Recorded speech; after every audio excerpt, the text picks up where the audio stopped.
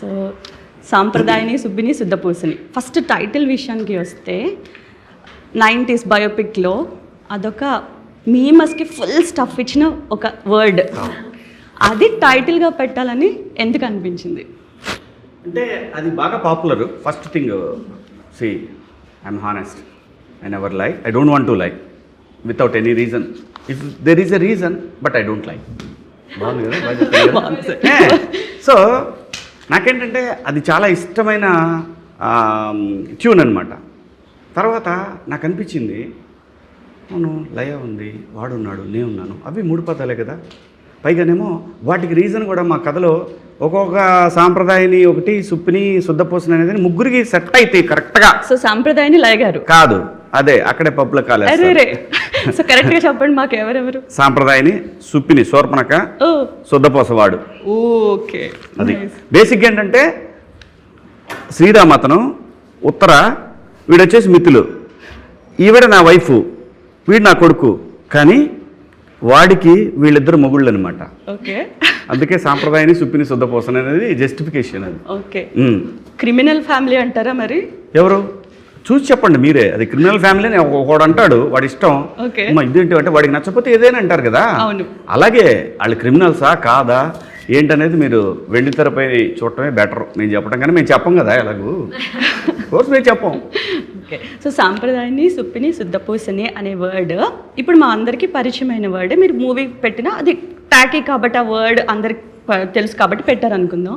మీరు first time ఆ word 90s biopic అప్పుడు విన్నప్పుడు మీ ఎక్స్ప్రెషన్ ఎలా ఉండింది అనేది మాకు ఇప్పుడు ఆ ఎక్స్ప్రెషన్ చూపించారు. అసలు ఆ ట్యూన్ అనేది మాకు షూటింగ్ అయిపోయే వరకు కూడా లేదు, తెలియదు కూడా. దానికన్నా ముందు నేను అలా ఉన్నప్పుడు వాడి ఎక్స్ప్రెషన్ చూసి నేను అలా ఉండిపోతా కదా. ఏమిటిది? ఇలా ఉన్నా కదా, వాడి మార్కులు చూసి వాడేమనుకుంటా, రెడీ రెడీ అమ్మా అంటాడు కదా. సో అది నాకు తెలిసి నేను ఆ షూటింగ్ మొత్తం మీద 3 కన్నా ఎక్కువ టేకులు చేసింది అదొక్కటే. మ్యాక్సిమం ఫస్ట్ టేకు లేదంటే సెకండ్ టేక్. అది దాదాపు 7-8 టేకులు అయిందమ్మా. వాడు అంటే నవ్వు వస్తుంది, అందరికీ వస్తుంది, నాకు వస్తుంది, ఏం చేస్తాం. సో అలాంటి సిచ్యువేషను. ఆ తర్వాత దానికి అతను ఆ ట్యూన్ యాడ్ చేయాలని ఎలా అనిపించింది, ఆ credit goes to music director. So Missamma, Tata Birla మధ్యలో లైలా, ఆ తర్వాత అదిరిందయ్య చంద్రం. సో అలా ఒక మూవీస్ చేసి almost 15 years gap, 20 years gap అంటే ఇట్స్ లైక్ 20 years, 2 decades. మీరు ఇప్పుడు అప్పటికి చూసిన డిఫరెన్స్ ఏంటి? లయకి 2 పిల్లలు, నాకు ఒక 2 పిల్లలు. అలాగే మధ్యలో నేను సినిమాలు వదిలేసి అలా సమాజం కోసం ఏదో చేద్దామని వెళ్ళేసి వచ్చాను. ఆ లోపు ఆవిడ అమెరికా తిరిగేసి అక్కడ లోకల్ వాళ్ళందరికి కూడా భరతనాట్యము, దానికి ఉన్న ప్రాశస్త్యము ఇవన్నీ చేస్తూనే డబ్ స్మాష్లు అవి చేస్తూ, అలాగే సాంగ్స్కి డ్యాన్సులు చేస్తూ ప్రజలకు ఆవిడ ఆ విధంగా దగ్గరగా ఉంది. నేను నా వేలో నేను ప్రజల కోసం అని చెప్పి నేను అలా దగ్గరగా ఉండి చివరికి ఏదైనా డెస్టినీ మళ్ళీ సినిమా చేయాలని ఉంది. అందుకే యాక్చువల్ 90sలో మేమిద్దరం చేయాలి, తెలుసా మీకు? అవునా? సో మీరు 90s బిగ్ చూసారా?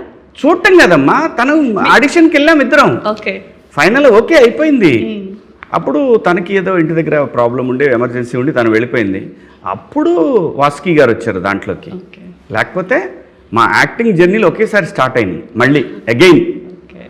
సో మీరు ఆ క్యారెక్టర్ని మిస్ అయ్యారు కాబట్టి అందుకని మీకు క్వశ్చన్ అడగబోతున్నాను. బయోపిక్ మీరు చూసినప్పుడు ఇది మిస్ అయిపోయిందని ఎన్నిసార్లు అనేసుకుని ఉంటారు? చూడాల్సిన అవసరం లేదండి. నేను విన్నప్పుడే యాక్చువల్లీ నేను కనెక్ట్ అయ్యే, అప్పటికి ఇంకా నాకు శివాజీ గారు చేస్తున్నారని తెలీదు. నేను అడిగాను కూడా, నా హస్బెండ్ రోల్ ఎవరు చేస్తున్నారు అని అడిగితే చెప్తామండి, ఇంకా చెప్తాము, ఇంకో 2-3 daysలో చెప్తాము అన్నారు. కానీ దే నెవర్ మెన్షన్. నేను అక్కడికి వెళ్ళి డైరెక్ట్గా చూసే వరకు నాకు నిజంగా తెలీదు శివాజీ గారే చేస్తున్నారు అని. సో అంటే ఆల్మోస్ట్ దానికి ఫ్యూ మినిట్స్ ముందే నాకు తెలిసిందనమాట. సో నాకు కూడా తెలియదు. So already I like the script అని, అది కూడా నేను కనెక్ట్ అయ్యానని. బికాజ్ ఎస్పెషలీ ఆ సాక్స్కి ఒక రబ్బర్ బ్యాండ్ వేసుకొని, సాక్స్ ఇలా లూజ్గా ఉంటే ఒక రబ్బర్ బ్యాండ్ వేసుకొని, నేను అది నా స్కూల్లో తెగ చేసి నేను ఆయనతో చెప్పాను, ఇది మాత్రం నేను చాలా కనెక్ట్ అయ్యాను. అయిపోయాను. 90s లో చాలా So something other Nostalgia. చాలా చాలా సీన్స్ ని మనకి ఎస్పెషల్లీ ఈ టీవీలో న్యూస్ దగ్గర నుంచి Yeah. సీరియల్ చూసే వరకు ప్రతి ఒక్క దాంట్లో so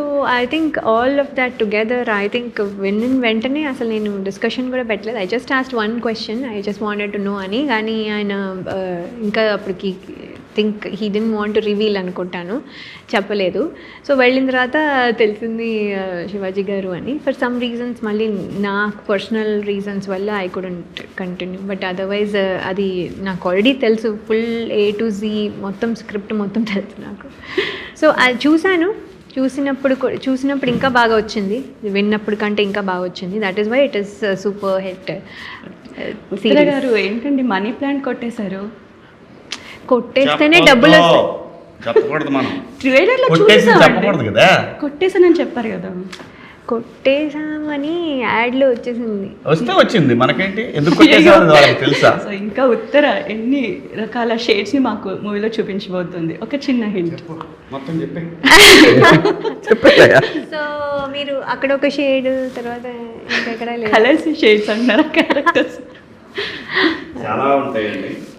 so there are so many emotions, all the ఎమోషన్స్కి హౌ డు వి రియాక్ట్ అనేది ఇందులో మీకు ప్రతి ఎమోషన్కి ఒక రీజన్ ఉంటుంది. అలాగని ఏదో కామెడీ అలా ఉండదండి.